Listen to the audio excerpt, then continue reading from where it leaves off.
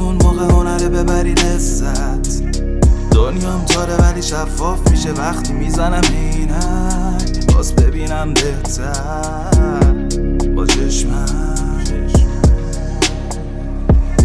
حالم خوب نیست، زندگیم با شیر اصلا پولی نیست تو جیبم، ولی باز میخندم.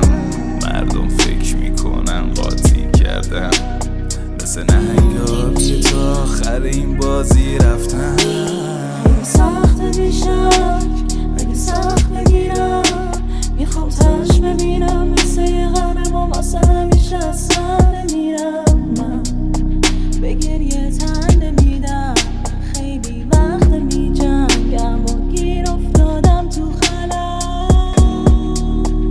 چیزی نمیمونه ازم به جز یه کاغذ و قلم، چند تا دوستی که میزنن با هم قدم. قدم قدم قدم قدم همش بریشه تبر زدم، فقط لگت زدن از هر طرف. منم سوختم وسط جهنمم، قشنگ هیچ موقع نمیشه بکنم اینو. هرچی بودم چی شدم، بوی خون میاد میخوام منو وحشی کنن. کسی نمیشنوه داد میزنم هرچی کمک. جوری گم شدم اسم میکنم پیدا نمیشم، نمیتونم بقیهشو با این چشما ببینم. اونایی که جلوترم بهت را نمیدن، شاید خیلی یا نفهمن. حتی 40 سال دیگم میخوام بگم با این که میرم رو تیغ را تلاش کردم بمونم امیدوار. اغلب تیک تاک میکنه و میره جلو چون نداره ایستگاه هیچ جا. پبولم با من بگو ایول ایول، وقتی شرایط خوب نیست اون موقع هنره ببری لذت.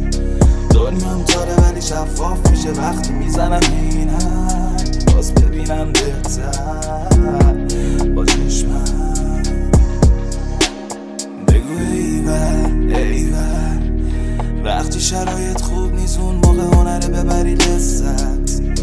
دنیام تاره ولی شفاف میشه وقتی میزنم عینک، باز ببینم بهتر با چشمم.